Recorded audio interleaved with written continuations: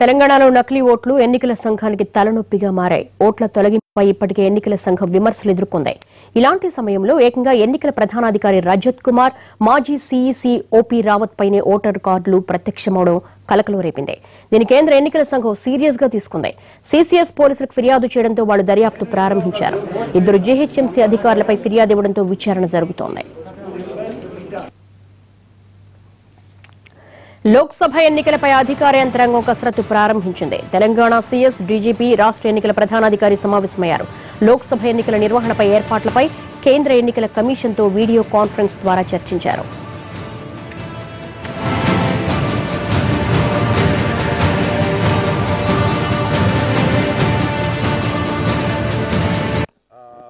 Chief secretary, DGP, CEO, తర్వాత మిగతా concerned officers, DG IT investigations, అదేవిధంగా హోమ్ సెక్రటరీ, ఈ important officials related with conduct of ఎలక్షన్స్తో ఒక వీడియో కాన్ఫరెన్స్ చేస్తున్నారు.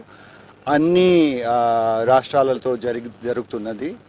లాస్ట్ టైం మన షెడ్యూల్ ప్రకారం 22 నాడు పెట్టారు, కానీ ఆ రోజు కొన్ని అనివార్య కారణాల వలన ఎలక్షన్ కమిషన్ టైం ఇవ్వలేకపోయారు.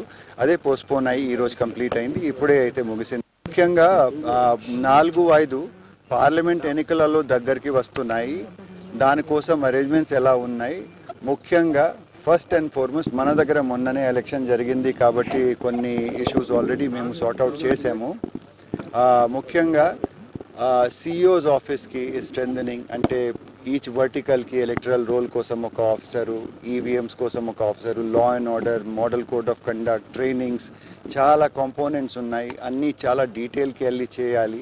మీకు తెలుసు, ఎన్నికలలో లక్షల మంది ఇన్వాల్వ్ అవుతారు. లాస్ట్ వరకు ట్రైనింగ్ ఇవ్వాలి, లాస్ట్ వరకు మేము అంటే అవేర్నెస్ క్రియేట్ చేయాలి అంటే చాలా టైం పడుతుంది. సో మన దగ్గర లాస్ట్ టైం జరిగింది, మేము కొంచెం బెటర్ స్టేట్ ఆఫ్ రెడీనెస్లో ఉన్నాము. మిగతా అంటే కంట్రీకి వేరే స్టేట్స్లో ఎట్లా పొజిషన్ ఉంది కనుక్కోవడానికి ప్రతి స్టేట్తో ఈసీఐ వారు